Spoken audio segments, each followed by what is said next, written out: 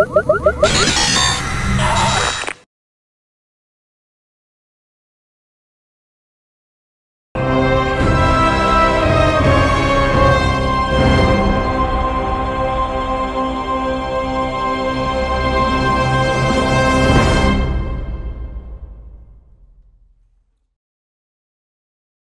we have a lot of new content, so there's 9 new civilizations and all sorts of new buildings and units, but we really like to emphasize the new game systems that have gone in. So the biggest one of those is probably religion.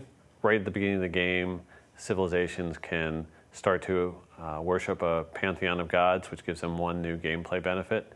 And it just kind of builds from there throughout the medieval and Renaissance periods. We really are excited about that system because it allows players to customize their strategies. When we released Civilization V, we had completely rewritten the combat system. We had completely rewritten the diplomatic system.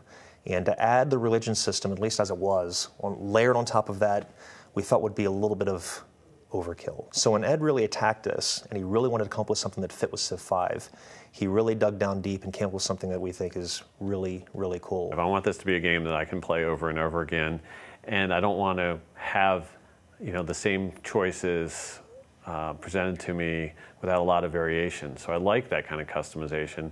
It's great now that we have the expansion. We have 34 different civilizations to play. So that's a lot of choice right there. When you start a new game up and you decide that you're going to go down the religious path, it starts in a couple ways. First off, there's faith. Faith is a yield in the game, just like culture, science, gold. You get it from buildings, like the shrine or the temple. You might find it among ancient ruins, things that you find.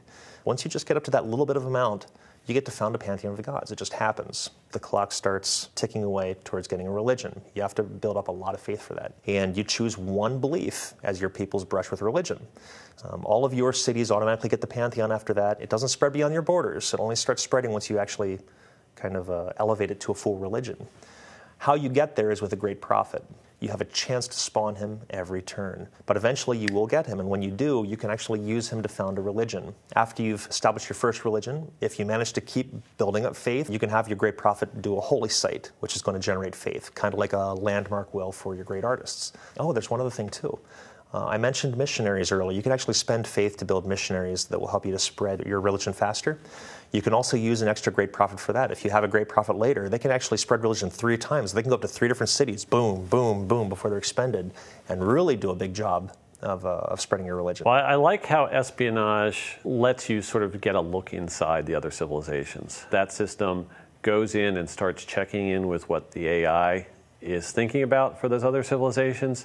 And if your spies have been there long enough and are of a high enough rank, you start to get little tidbits of information about what they might be planning. They can also rig elections. So every 12 turns, what they do if they're unopposed, if there's no other enemy spies in those city-states, is they'll increase your influence a little bit and drop everybody else's a little bit.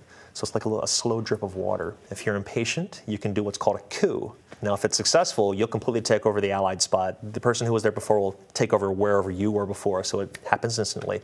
And if you're not successful, your spy's executed. You lose all your influence. Generally makes a mess of things, but it's for the gamblers out there. I'm a gambler, so I use the button a lot. They have a chance to do a few things. They can either steal a tech, because the more science that city is generating, the faster your spy is going to steal tech, and you'll be able to watch the bar in your espionage UI.